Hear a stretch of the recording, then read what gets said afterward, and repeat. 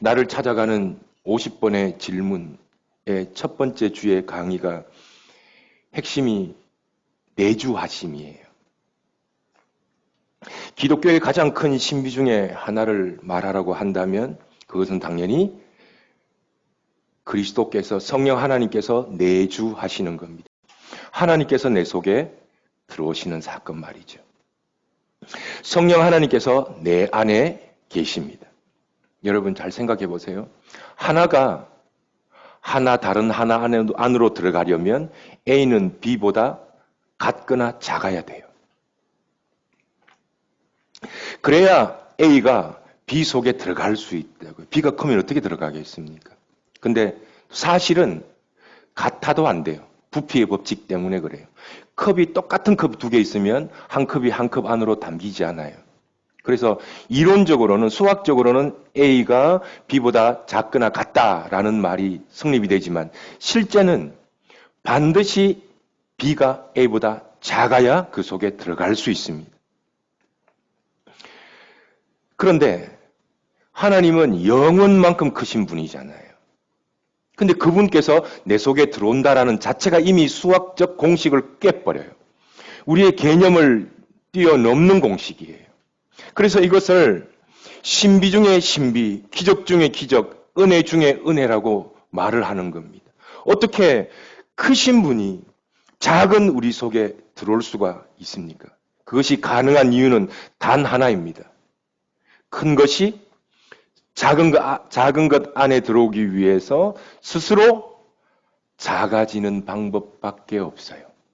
그래서 오늘 이 본문이 너희 안에 이 마음을 품으라 그랬죠. 누구의 마음입니까?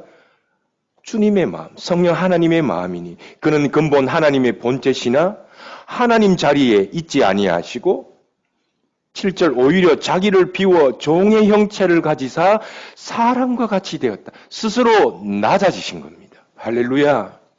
이게 기독교의 진리예요. 이미 우리가 맞닥뜨리는 기독교의 진리, 하나님께서 내 속에 계신다라는 그 진리부터 신비 중의 신비요. 인간의 수학으로, 인간의 이성으로, 인간의 과학으로는 설명할 수 없는 개념이에요. 하나님께서, 주님께서 내 속에 들어오신다. 이거 이제 우리말로 바꾼 게 복음학교의 작업이거든요. 다른 존재가 내 속에 들어오는 거예요. 다른 마음이 내 속에 들어오는 거예요. 그래서 복음학교 1강에서 지속적으로 얘기하는 게 뭔가 하면 내 마음 속에 두 마음 있다. 따라해 봅시다. 내 마음 안에 두 마음 있다. 하나는 하나님의 마음이요. 다른 하나는 우리 마음이에요. 이 마음을 품으라 그리스도의 마음이라고 성경이 기록하고 있잖아요. 틀린 용어가, 틀린 정의가 아니다. 그런데 대부분의 사람들은 이 개념이 내 안에 또 누구 있다라는 이 개념이 너무 낯설고 어려운 개념이에요. 그 처음에 복음학교를 시작하기 위해서 이 질문을 던지면 사람들은 놀라요. 놀라서 놀라는 것이 아니라 짜증을 내요. 목사님 도대체 뭐 하라는 얘기입니까? 이게 말이 어려운 게 아니에요. 내 안에 두 개 있다. 내 안에 두 존재가 있다. 말이 어려운 건 아니잖아요. 이해할 수 없는 이야기가 아니잖아요. 불어도 아니고 라틴어도 아닌데. 근데 그 말이 내 속에서 개념화되기 위해서는 이게 너무 생소하고 낯설단 말이에요. 내 속에 둘이 있다? 생각. 내가 생각한다. 이게 정확한 거잖아요. 내가 생각한다. 그런데 생각하는 나를 바라보는 존재가 있다. 이런 개념 말이에요. 나는 슬프다. 감정이잖아요. 근데 슬퍼하는 나를 보는 또 다른 존재가 내 안에 있다라는 겁니다. 이걸 라틴어로 어려운 말로 한번 가르쳐 드릴까요? 한번 따라해 보실래요? 코람데오. 하나님 앞에 서 있는 의식 말입니다. 하나님 앞에서 내가 서 있는 거죠. 그 우리처럼 이야기하면 하나님이 내 안에 계시기 때문에 생각하고 있는 나를 보는 거예요. 지금 제가 설교를 하고 여러분 설교를 듣고 있잖아요. 이것으로 끝나는 것이 아니라 코람데오는 뭔가 하면 설교를 하고 설교를 듣고 있는 또 다른 존재가 그 위에서 우리를 보고 계신 거예요. 이게 코람데오예요. 하나님이라면 어떻게 생각하실까? 이런 질문들 말입니다. 하나님 앞에서 내가 생각하고 하나님 앞에서 내가 감정을 느끼는 걸 신앙이라고 불러요. 왜냐하면 하나님께서는 내 안에 계시고 나의 모든 것을 바라보시기 때문입니다. 시편 139편 1편 1절 시작. 여호와여 주께서 나를 살펴보셨으므로 나를 아시나이다. 주께서 내가 안고 일었음을 아시고 멀리서도 나의 생각을 밝히 아시오며 나의 모든 길과 내가 눕는 것을 살펴보셨으므로 나의 모든 행위를 익히 아시오니 여호와여 내 혀의 말을 알지 못하는 것이 하나도 일도 없으시니이다. 할렐루야. 하나님은 내 생각을 아시고 보고 계십니다.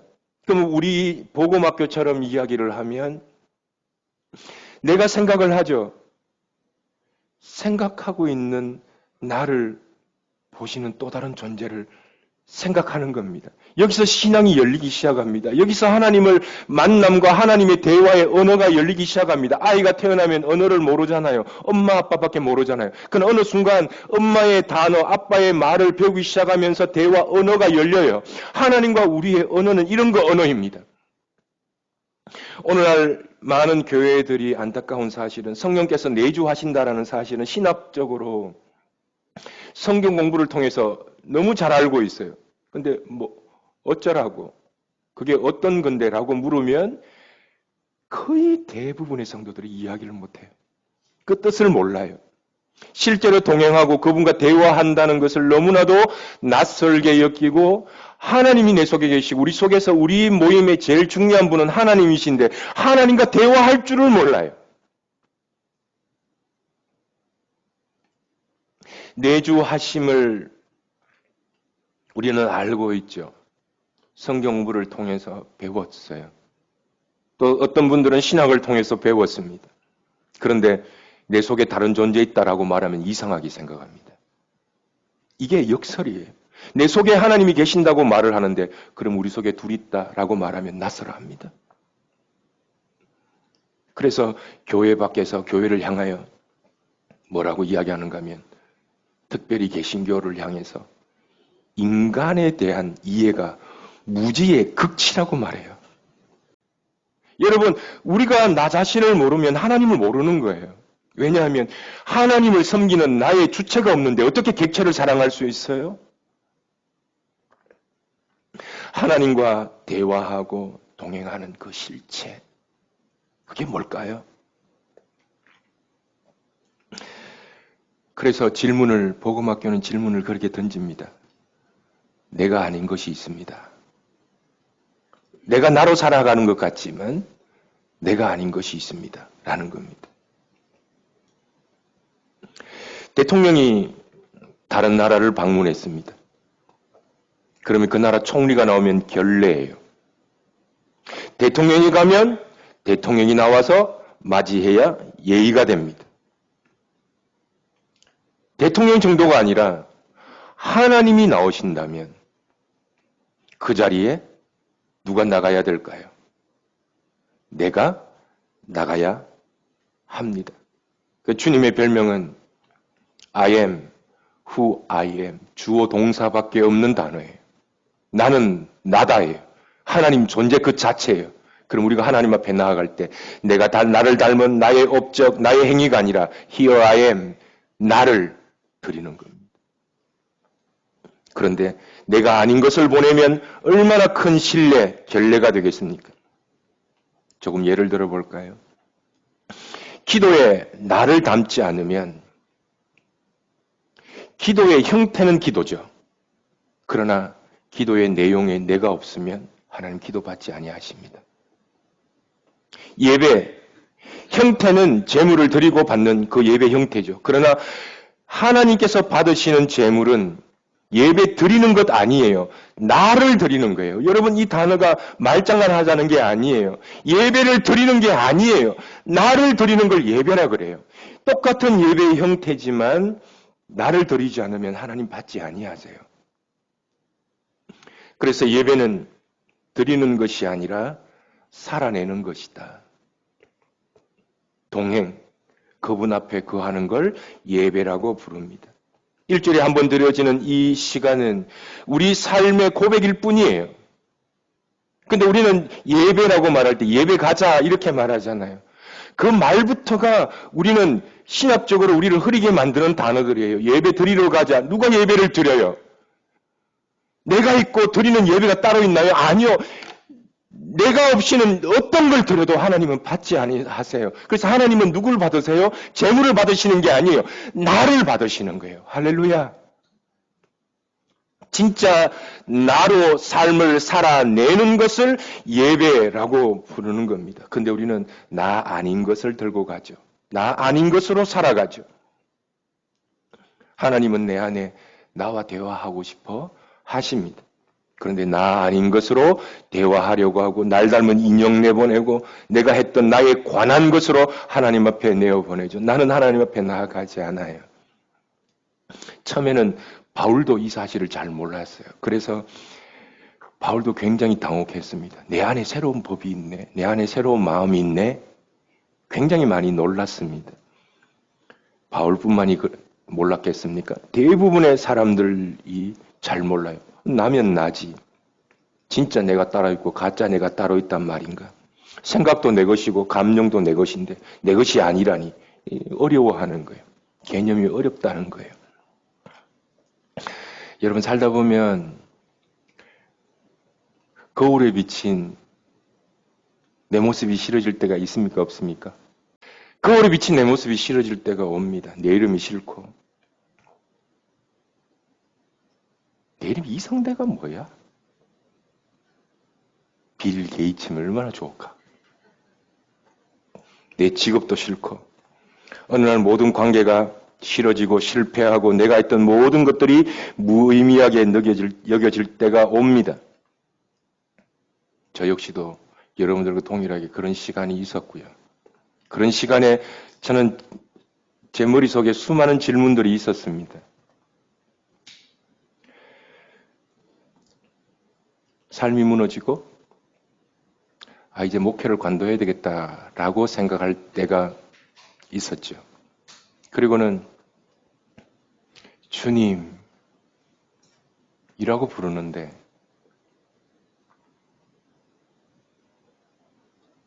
제 마음속에 똑같은 단어가 메아리쳐 울림이 왔어요. 반문이 왔어요.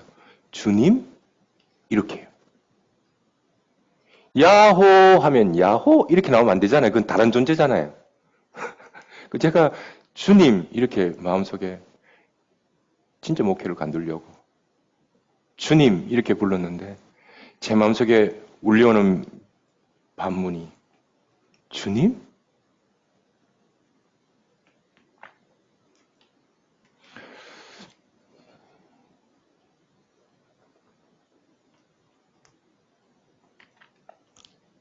나더러 주여 주여 하는 자마다 다 천국에 들어갈 것이 아니요 다만 하늘에 계신 내 아버지의 뜻대로 행하는 자라야 들어가리라.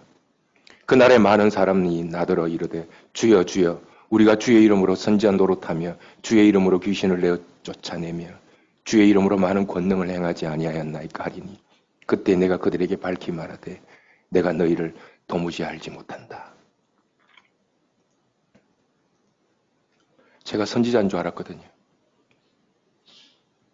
수천 명이 모여서 설교하고 찬양하면 넘어지고 하나님 만나고 저는 하나님인 줄 알았어요. 설교도 하고 복음도 전하고 영혼을 위해서 최선을 다했잖아요, 하나님. 근데 지금 내 몸은 이게 뭐예요? 내 마음은 이게 뭐죠, 도대체 하나님? 주님이라고 하는데 내 속에 들어오는 반문은 주님이라고는 딱 반문하시는 그 내용이 너무 놀라운 거죠. 그리고는 제 마음 속에 쇼 그만하고 이제 네가 나한테 오면 어떻겠니? 이 마음이 내 속에 슥 찾아 들어오더라고요. 너에 관한 것 말고 그 영혼이 죽기로 돌아온 건 네가 한 거냐? 내가 한 거냐? 많은 사람들이 하나님을 만났다고 말하는 것이 네가 한 거냐? 내가 한 거냐? 네가 한 일 말고 이제는 네가 오면 안 되겠냐? 설교를 남 앞에 하지 말고 네가 설교 앞으로 나오면 안 되겠냐? 찬양을 네가 다른 사람 인도하지 말고 네가 찬양으로 나오면 안 되겠냐? 이 말씀을 주는데 주님이라는 단어로 제게 찾아왔다고요.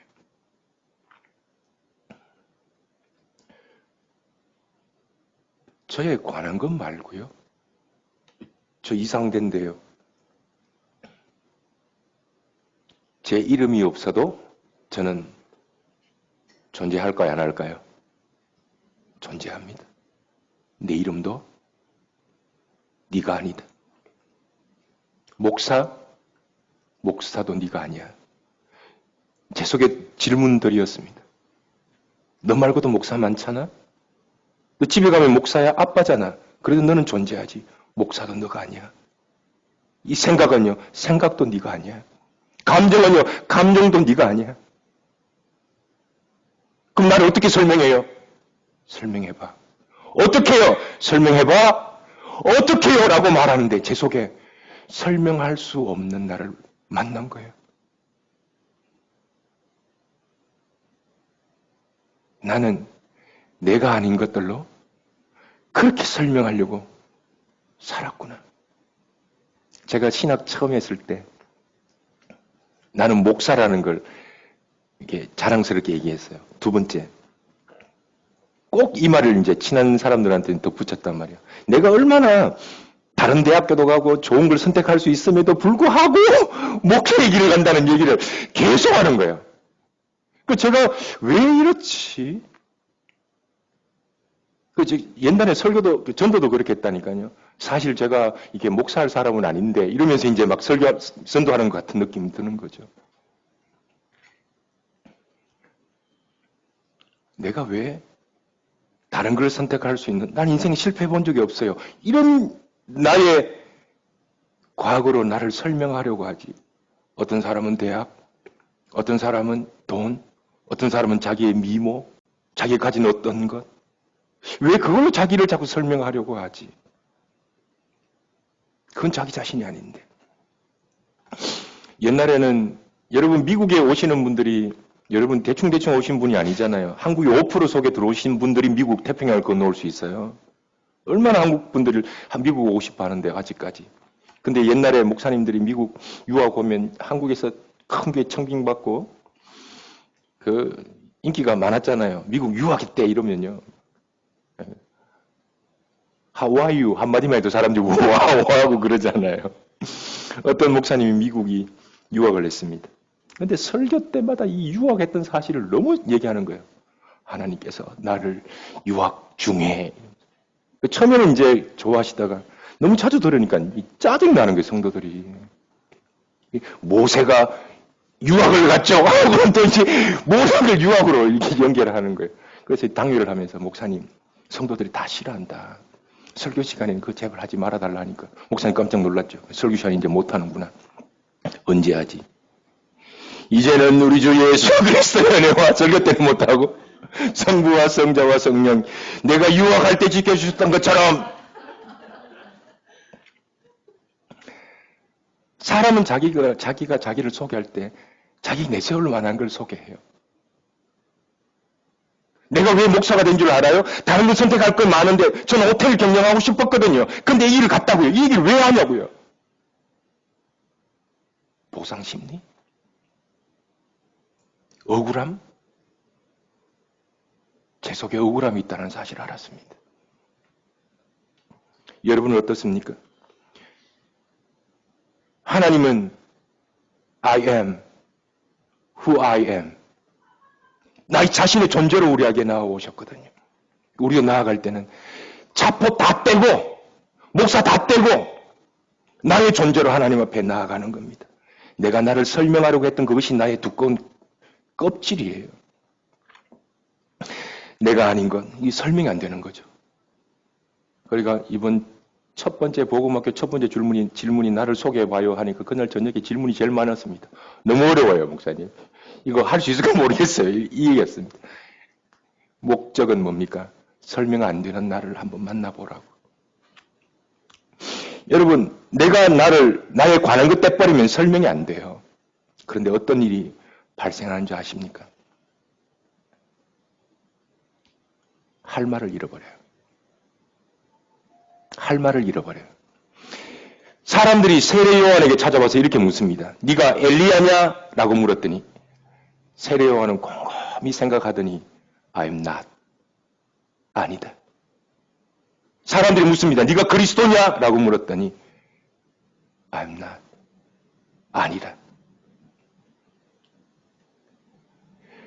여러분 하나님 앞에 서잖아요. 내 모습을 진실로 바라보잖아요.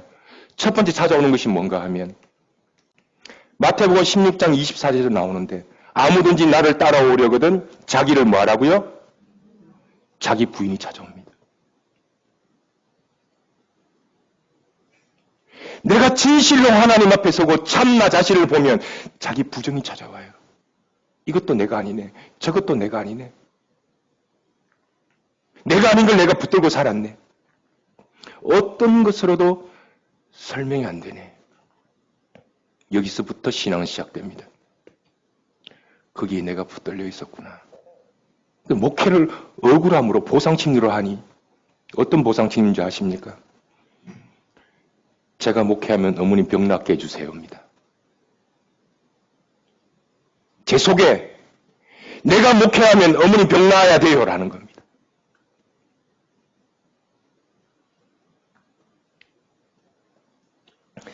거기에 내가 붙들려 있었구나.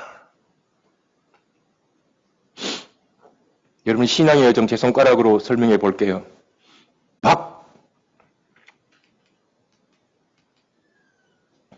안, 영. 우리 신앙의 방향입니다.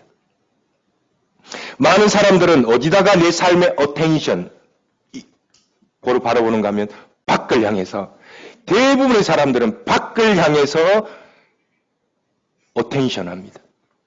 성공, 야망, 돈, 좀 더 편한 것, 좀 더 안정스러운 것, 좀 더 미래를 위한 것, 밖. 그런데 이 욕망의 바닥에는 뭐가 있는지 아십니까? 남보다 더 잘 보이고 남보다 더 좋아 보이는 자기 자신이 숨어 있습니다. 그래서 락항은 이렇게 얘기합니다. 인간은 타인의 욕망을 욕망한다. 그래서 남에게 잘 보이려고 하죠. 여러분 신발 살 때 여러분 좋은 거 삽니까? 잘 이뻐 보이나? 항상 물어요. 옷 사면 이쁘면 좋은데 나보고 아침에도 이뻐 보이나? 저녁에도 이뻐 보이나? 다음날에도 이뻐 보이나? 여러분 머리 깎고 괜찮아 보이나? 돈 버는 것도요. 나 정도면 이 정도 있어야 되지. 전부 다 남이에요. 얼마나 불행하게 살아가는지는 모릅니다. 가정이 어려우면 어떤 걱정하는지 아십니까? 우리 가정 보고 남이 뭐라고 하겠나? 제가 우리 자녀들에게 철칙처럼 안 하려고 하는 말이 하나 있습니다. 목사 집에서 이런 일이 생기면 되겠나? 이 말 안 하려고 합니다. 뭐 지가 목사지 딸이 목사냐? 그러니까 자유를 주었는데 마음껏 자유하더라고요. 그래서 조금 너무 자유해서 좀 문제인데 저 최소한 목사 딸 아들이라는 그런 닉네임을 안 주고 싶은 마음이 많았던 것 같아요.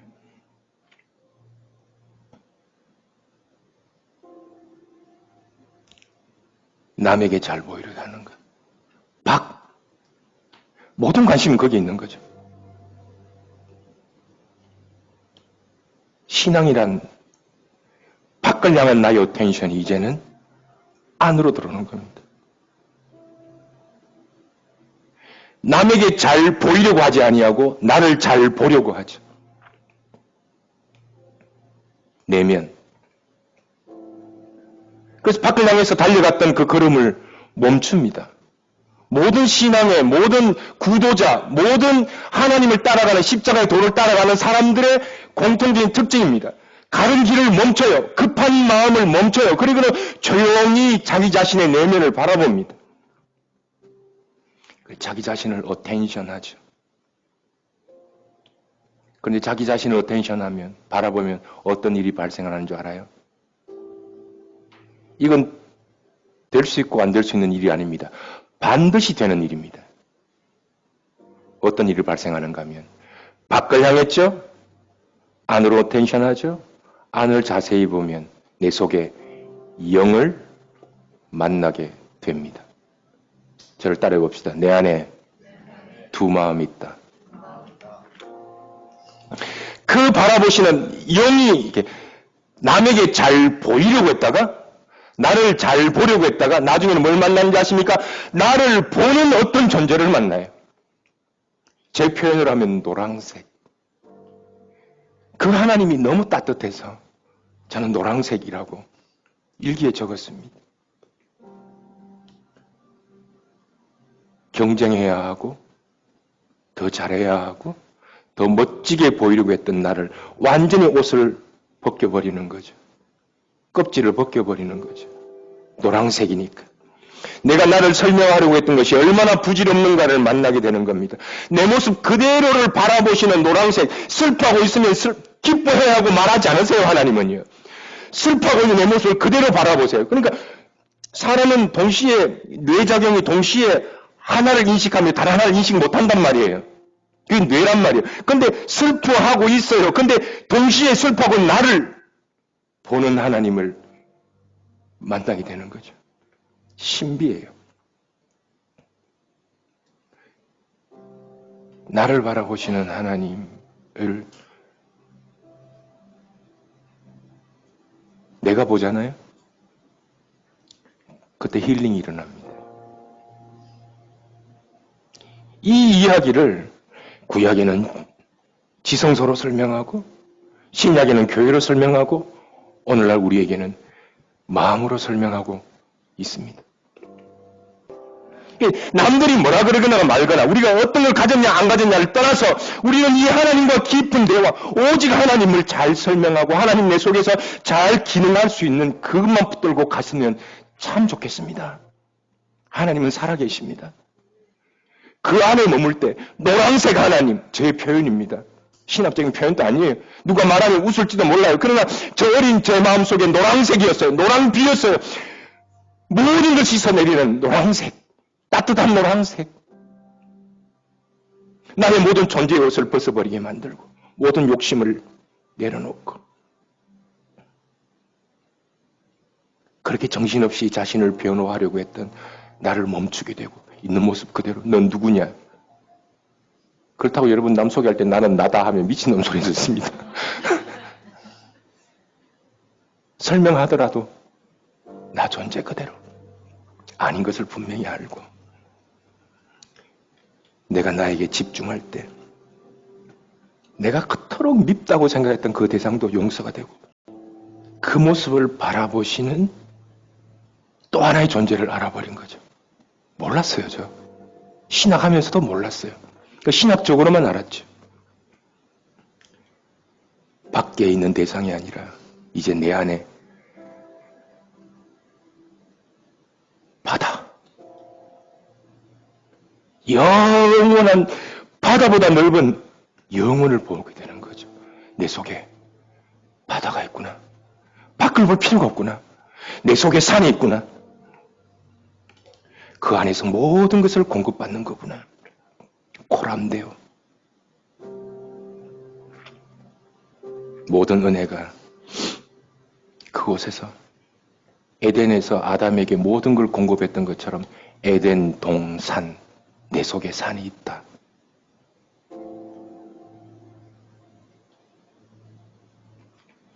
여러분 너무 많이 변명하지 않아도 괜찮아요. 너무 미안하다 말하지 않아도 괜찮아요. 너무 자기 자신을 탓하지 않아도 괜찮습니다. 여러분 안에 여러분의 참 자신을 발견하는 건 참 내가 아닌 걸 찾아내는 거예요. 설반 주교회가 복음학교, 새생명학교 이 두 개가 확실하게 세워져서 어떤 사람이 와도 하나님을 소개하고 하나님의 생명을 소개하는 교회 되길 주님의 이름으로 축원합니다.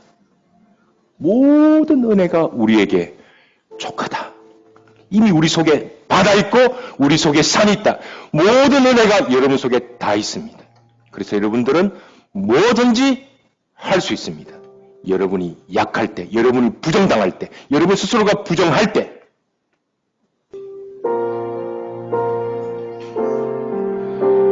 이 찬양 다 아시죠? 여러분이 보십시오.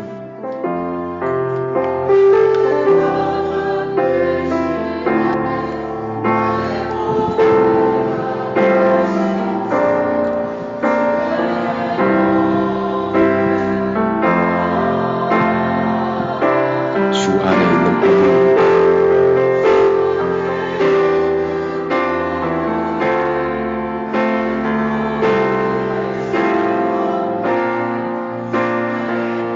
약할 때 강함 되시니 네 은혜가 족하다. 네 안에 산이 있다. 네 안에 바다 있다.